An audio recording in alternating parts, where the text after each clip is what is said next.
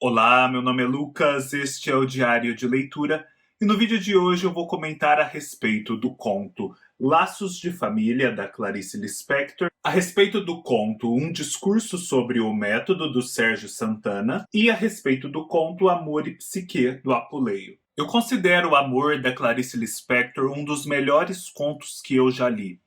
Eu me lembro muito bem de quando eu estava fazendo um projeto de leitura dos 100 melhores contos brasileiros dos séculos. Eu cheguei a esse conto e foi naquele momento que para mim ficou confirmado que, de fato, o que diziam a respeito de Clarice Lispector era verdade. Ela é uma das maiores escritoras brasileiras de todos os tempos e uma das maiores escritoras do século XX e além. Amor é o conto que integra a coletânea Laços de Família, de 1960, a primeira coletânea de contos publicada pela escritora, que tem um maior vulto. Antes ela publicara romances, ela até publicara uma reunião de contos, mas que foi de menor porte, acabou se perdendo, nós não temos mais acesso àquele formato em específico. E essa coletânea reúne textos que já tinham sido publicados na imprensa, publicados em outros veículos, nessa coletânea menor, e mostra a força que ela tem como contista. Ela se casou com um diplomata em 1943, viveu por 16 anos no exterior, vinha ao Brasil de vez em quando para visitar os amigos e os parentes. Esse livro, então, ele data desse momento em que a Clarice ainda morava lá fora. Ela depois vai voltar para o Brasil ao final desses 16 anos, ela vai se divorciar desse antigo marido e vai se estabelecer aqui novamente, morar no Rio de Janeiro e escrever outros livros no Brasil. Uma coisa que eu acho importante mencionar e que está aqui no prefácio a essa edição com todos os contos e é escrito pelo Benjamin Moser, é que a Clarice Lispector ocupa um lugar muito diferente dentro da literatura e da literatura escrita por mulheres, sobretudo. Por quê? Primeiramente, a literatura escrita por mulheres é algo que se popularizou por conta de todas as circunstâncias históricas que nós já conhecemos ao longo do século XX. Antes, havia uma ou outra mulher que escrevia, mas era muito raro. E mesmo essas mulheres que escreviam vencendo vários obstáculos e justamente às vezes porque tinham condições de vida muito particulares. Não eram, digamos assim, mulheres burguesas típicas que, entre outras possibilidades de vida, escolhiam a vida, a profissão de escritora. E a Clarice Lispector, ela meio que surge, segundo Benjamin Moser, como um fato inédito dentro desse percurso das mulheres, porque ele a identifica como sendo a primeira mulher, digamos assim, mais convencional, mais identificada com uma mulher burguesa típica, que escreve, tem a liberdade de escrever, ao mesmo tempo que é uma mulher que se casa, que se forma, que tem uma profissão, que tem filhos, que tem uma casa para cuidar, que depois se divorcia, vive como divorciada, envelhece e por fim morre. Ao longo de todos esses anos, desde a primeira juventude até o ocaso da vida na velhice, a Clarice Lispector escreve e escreve a respeito dessa condição feminina com personagens que trazem cenas dessa vivência de toda uma vida. Portanto, ela, além de ser essa primeira mulher burguesa que escreve, sendo uma mulher burguesa mais típica, ela escreve contando a vida de uma mulher burguesa de uma forma completa. E isso é inédito, segundo o Benjamin Moser, na história da literatura. Vale muito a pena ler esse prefácio e entender os pormenores desse ineditismo da Clarice Lispector. E em Laços de Família, e sobretudo no conto Amor, nós temos muito disso. Aqui nós temos uma protagonista, a Ana, que é uma dona de casa e que a gente identifica que não vive muito feliz. Na verdade, ela até vive aparentemente feliz, mas ela acabou sufocando certos sonhos da juventude, certo ímpeto de vida que ela tinha em prol de uma vida burguesa, como dona de casa, cuidando do seu marido e dos seus filhos. E para que ela conseguisse suportar aquela vida sem sucumbir à promessa que havia sido feita a ela antes, né? Uma vida diferente que a juventude lhe anunciava, ela precisa ficar muito no controle dos seus atos, da sua imaginação, do que ela escuta, do que ela faz. E ela se enche de afazeres justamente para não permitir que surja o silêncio que vai suscitar antigas recordações. E sempre há um momento na tarde em que há a hora mais perigosa. E essa é uma figura muito importante desse conto, a hora perigosa da tarde, que é quando tudo está feito, não há mais ninguém em casa, as pessoas estão cada uma executando as suas funções, ela se vê sozinha, sem ter o que fazer, é silêncio, tudo está arrumado, e é justamente nesse momento em que ela pode perder o controle dessa vida que ela leva hoje em dia, se reaproximar de quem ela era antes, e ela não sabe qual vai ser o resultado dessa aproximação. Ela sente que será algo explosivo. Então o que ela faz? Ela arruma mais coisas para fazer. Ela vai para a rua. E a gente encontra essa protagonista do conto justamente no primeiro parágrafo, indo para a rua, pegando um bonde, fazendo compras, arrumando coisas. E nos parágrafos subsequentes a gente tem uma volta para trás, um flashback, em que entendemos o que precedera aquela saída, justamente essa perturbação da hora perigosa da tarde. Porém, acontece o seguinte com essa personagem que quer evitar o passado, quer evitar esse passado que lhe trazia incertezas, em prol desse presente que é mais seguro. Ela está ali no bonde, ela carrega uma bolsa que tem um formato de rede, carrega ovos e alguns outros objetos. Ela está no bonde e, de repente, ela vê um homem parado, um homem cego, mascando um chiclete. E ela fica absorta naquele homem que está ali, aparentemente sem desempenhar uma função evidente, simplesmente fruindo desse mascar chiclete, o que a gente pode associar também a um movimento meditativo, a um movimento de introspecção, e sem enxergar nada, na escuridão, parado na escuridão. Essa escuridão que é o reino da incerteza, o reino da incerteza de onde ela foge. Afinal, aquela vida que ela tinha na juventude também era uma vida cheia de incertezas. E esse cego, então, é como se colocasse ela de novo nesse reino de onde ela fugia. E ele é alguém que não está fugindo. Porque todas as outras pessoas estão ali caminhando, indo de um lugar para o outro, se distraindo e, quem sabe, agindo como a própria Ana, tentando calar os próprios sentimentos. Mas aquele cego ali não. Ele está entregue à vida mais pulsante, mais genuína, que é também um ambiente de incerteza. Isso é importante a gente notar.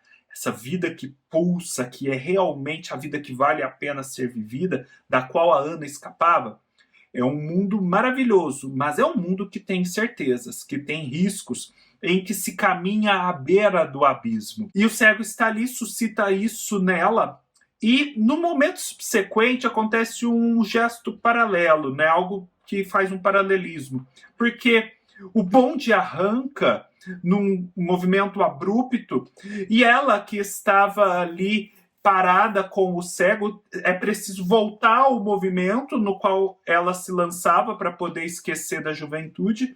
Só que como ela estava imersa no cego, ela deixa cair a sua rede e os ovos que ela carregava se quebram.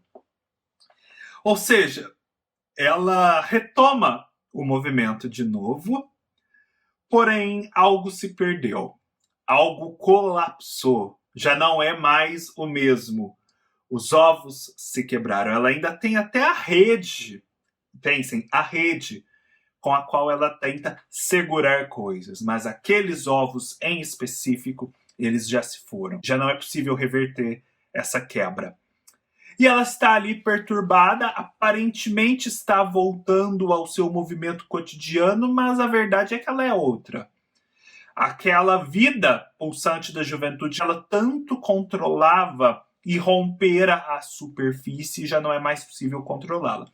Então ela acaba passando do ponto em que ela deveria descer, ou seja, as balizas do seu cotidiano começam a ficar esquecidas, ela desce e acaba se dirigindo ao jardim botânico. Vejam, ela volta ao jardim do qual, no mito de Adão e Eva, os humanos são expulsos por comerem da fruta do conhecimento do bem e do mal.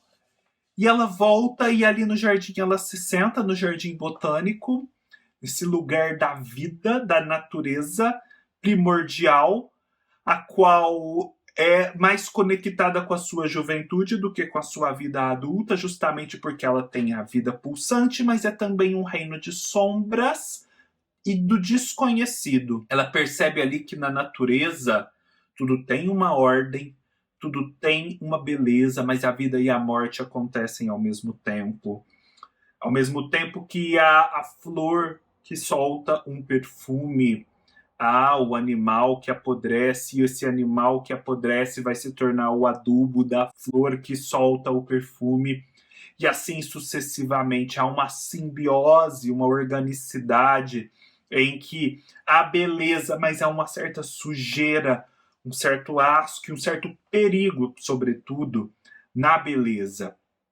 Então ela vai para esse reino, como se ela estivesse, reconquistando aquilo que ela havia perdido.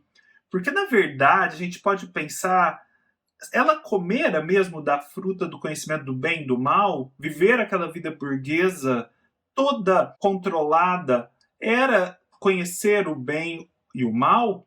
Ou, na verdade, conhecer o bem e o mal é estar no paraíso, neste lugar da incerteza? Essa não seria a verdadeira ciência? E ela exprime isso de uma forma muito singular, porque ela vê toda aquela beleza e pressente que aquilo é tão bonito que parece até o inferno. Será que, na verdade, o inferno não seria justamente ter o conhecimento do bem e do mal, e ter o conhecimento do bem e do mal não é também estar no paraíso? Ou seja, não haveria uma sublevação desses conceitos, e seria então preciso voltar ao que se chama inferno, mas que na verdade é o paraíso, que é o único lugar em que verdadeiramente se vive, porque se vive organicamente e com a incerteza, sem uma falsa sensação de controle. Não seria essa a verdadeira ciência? E aí ela acaba presa nesse jardim, a gente nota, mas daí logo chega um vigilante que a solta e ela volta para casa. E ela volta para casa transformada, porque ela percebe que não será nada como antes. Mas ela tenta. Ela vai receber alguns parentes para um jantar, ela os recebe, ela vai se integrando novamente àquela rotina, ela encontra o filho, ela pede ao filho para que não permita que ela se esqueça dele, porque ela percebe que aquele movimento de vida que ela retomara é imprevisível. Depois, no fim, ela vai dormir, e sopra a flama do dia e se apaga.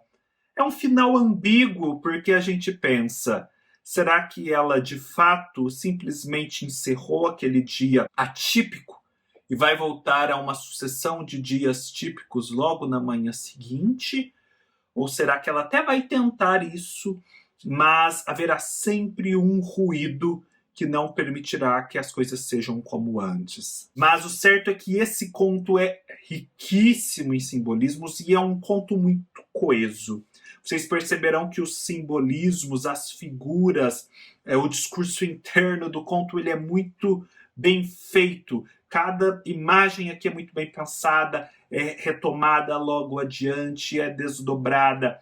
Eu chamo para vocês a atenção a respeito dessa questão do calor que se sente, um calor que pode ter a ver com o útero materno, né, com estar dentro da terra, da mãe terra, esse calor orgânico original, o frescor que se busca, né, as cortinas que ela abria para entrar uma certa brisa, o frescor que às vezes não existe no jardim quando tudo está muito abafado. Essa questão do calor e do frescor é muito importante. A questão da escuridão, da incerteza que há na vida genuína é muito importante. E todos os outros simbolismos, né? Os ovos que se quebram, a rede com a qual ela carrega as coisas e que ela tenta segurar coisas, o jardim.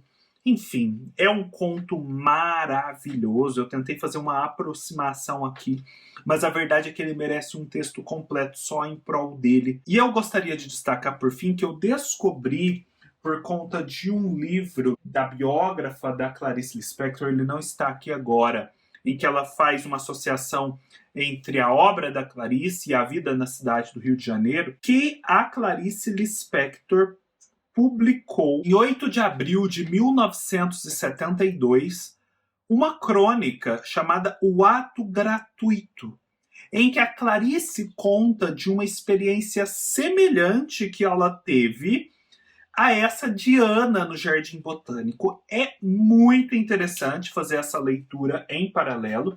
A crônica se chama O Ato Gratuito, e nessa edição, com todas as crônicas da Clarice, ela se encontra na página 490.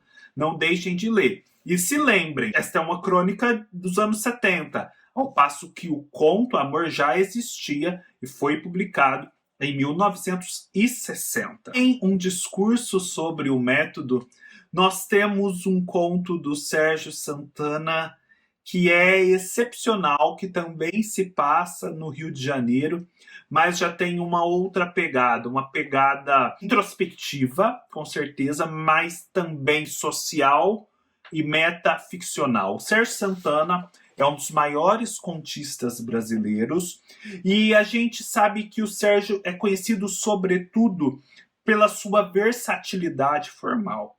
O Sérgio procurava nunca se repetir, ele nunca queria escrever do mesmo modo histórias diferentes. Para cada história, ele considerava que havia um formato específico que se adequava mais perfeitamente a ela. E em busca desse formato, ele se lançava e escrevia os seus contos, cada um aí com uma cara própria. E um discurso sobre o método, que foi publicado originalmente no livro A Senhorita Simpson, a gente tem um conto em que um trabalhador, um operário que limpa vidraças, está no 18º andar de um prédio no Rio de Janeiro, quando, de repente, ele decide, ali na marquise, num lugar muito alto, muito perigoso, dar um momento de pausa àquela sua lida e fumar um cigarro. E aí ele se senta, né? Afinal de contas, ele não quer trabalhar e fumar ao mesmo tempo, pelo menos aquele pequeno prazer ele se permite. Só que daí, na medida em que ele se senta e fica com as pernas balançando sobre a marquise, pessoas lá embaixo, na rua, começam a achar que ele é um suicida. Começam a se aglomerar. Ele, a princípio, não entende o que está acontecendo. Ele é uma pessoa muito simples. Ele jamais vai pensar que possa estar atraindo a atenção de alguém. Mas, de repente, ele se dá conta de que, de fato, estão pensando que ele vai pular dali. Pensam não que ele é um limpador, mas um suicida. E ele começa, então, a se aperceber da situação e a fazer reflexões a partir dela. E aí começa todo um incidente. E a gente vai aqui entendendo um pouco da psicologia e da história desse cidadão. E a forma como o Sérgio Santana faz isso é assim impagável, porque ele traz todos aqueles lugares comuns de uma certa sabedoria de classe média e explora eles de forma muito irônica ao longo da narrativa. E aí o escritor, né, o narrador do conto, ele vai avançando hipóteses depois de ter contado um pouco da biografia do cidadão que está lá em cima, ali pendente naquela situação periclitante do que possa estar acontecendo. E aí essas hipóteses são econômicas, são psicanalíticas, são míticas, poéticas, sociais, políticas, a associação com o futebol, enfim, todas projeções, a gente precisa notar, de explicações que a classe erudita, a classe média, geralmente, faz das pessoas mais pobres, que não têm voz. Isso é muito falado aqui no conto. Que o narrador ele precisa explorar essas possibilidades mais transcendentes, mais metafísicas, mais intelectualizantes do que está acontecendo com aquele cidadão naquele momento, porque aquele cidadão, apesar de ser o substrato dessa experiência analisada, ele próprio não tem voz. E é isso que justifica o narrador fazer todas essas projeções. E o conto vai avançando, a gente vai tendo todo um panorama da cidade, associação com o Cristo Redentor, para o qual ele tem uma vista privilegiada ali do prédio, é muito bonita. E chamam, lógico, polícia, chamam bombeiros, e acaba que o homem, que antes não tinha muita autoconsciência de si próprio, por conta do desenvolvimento dos fatos, vai ganhando certa consciência do seu lugar do mundo, das suas contradições existenciais. Então, e sai de um ponto de completa ignorância para um começo de esclarecimento. É um movimento epifânico que acontece aqui, há uma iluminação. Acho que mais do que epifania, há uma iluminação aqui em relação a esse personagem por conta do insólito da situação que ele está vivendo. E é toda uma confusão que se estabelece. Tem uma hora que ele olha para o Cristo e abre os braços, meio que por um movimento de imitação inconsciente. Aí que eles pensam mesmo que ele vai pular. Aí chega o bombeiro, chega a polícia, querem prendê-lo. Ele, que era um suicida, se torna agora um criminoso. E ele, de repente, perde o emprego. O bombeiro vai resgatá-lo. E o bombeiro, meio que para salvar sua própria honra ali, acaba dizendo que ele é louco. E a gente percebe nessa pecha de louco que talvez seja a forma como nós, né, que não estamos nessa situação, utilizamos para explicar aquilo que a gente não entende, né? Essa pessoa que era tão ignorante de tudo, ignorante a ponto de não ter um horizonte imaginativo alargado o suficiente para cogitar um suicídio, do qual escapasse da sua condição de vida periclitante. Essa pessoa depois ganha uma certa consciência, é uma consciência confusa, e a única forma que a gente tem para lidar com isso é dizendo que se trata de loucura. Aquilo foge do nosso vocabulário, da nossa capacidade de explicação, né? Que o narrador ficou tentando projetar sobre os fatos o tempo todo. Então é um conto que é muito rico do ponto de vista da ação, do inusitado da cena, da descrição dessa psicologia, das tentativas de explicação do que está acontecendo segundo as várias ciências, da ironia que ele faz dos lugares comuns da sabedoria do povo, principalmente da classe média, E por fim, desse ponto de vista metalinguístico, né?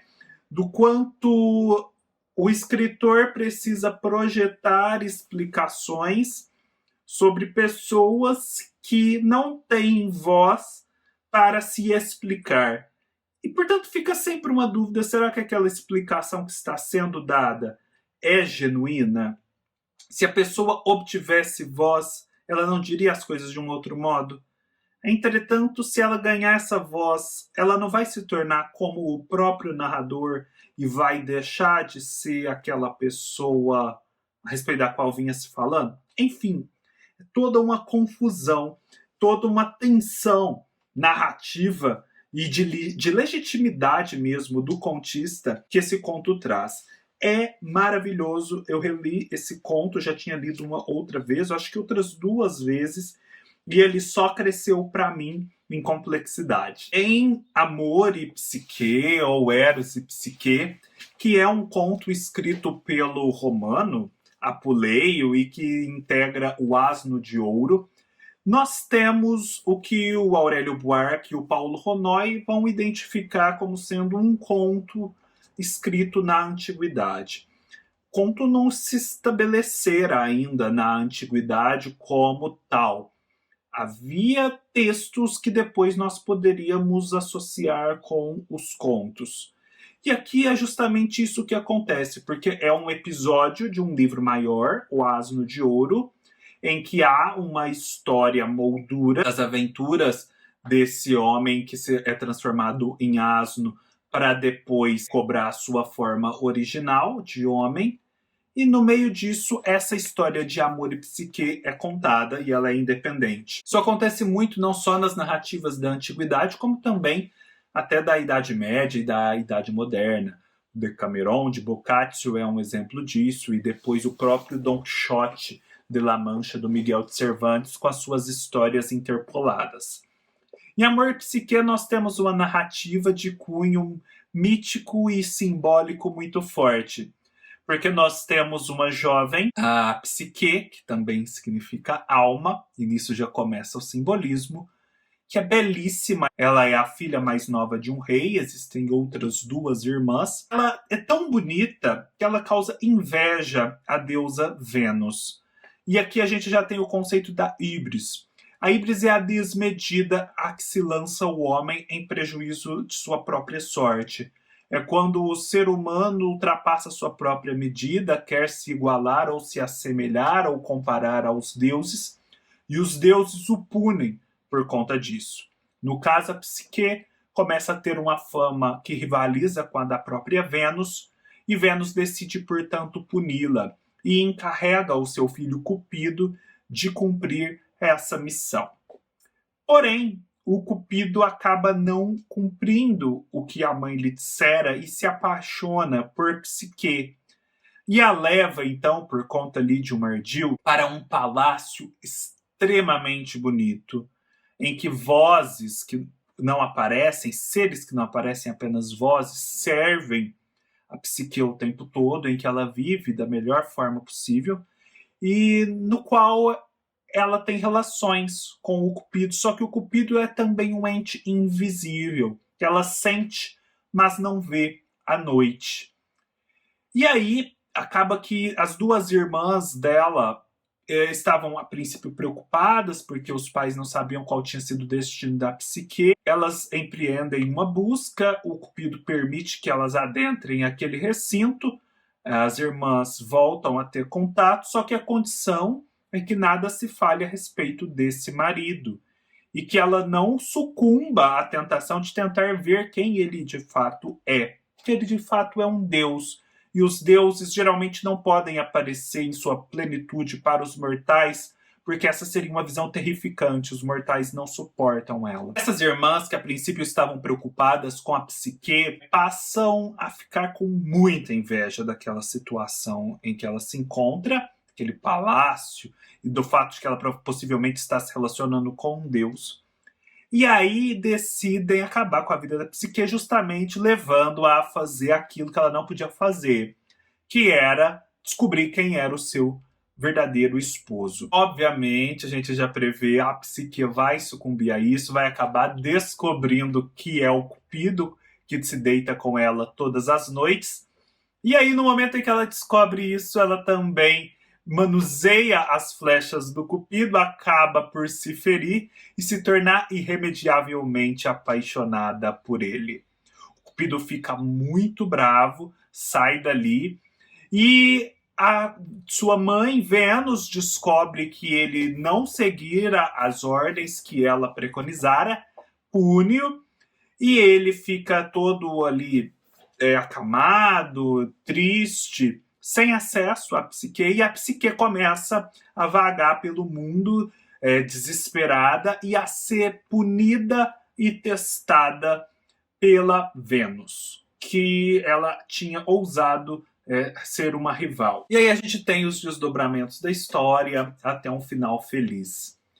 É um conto que eu acho que é muito simbólico do ponto de vista da psicologia até, afinal de contas, nós temos a psique, que é a alma, que está associada ao humano, à racionalidade, a essa essência, sendo perturbada pelo amor, sendo posta à prova por esse outro sentimento, a princípio desordeiro, né? O Cupido é muito danado, é muito temido por conta disso.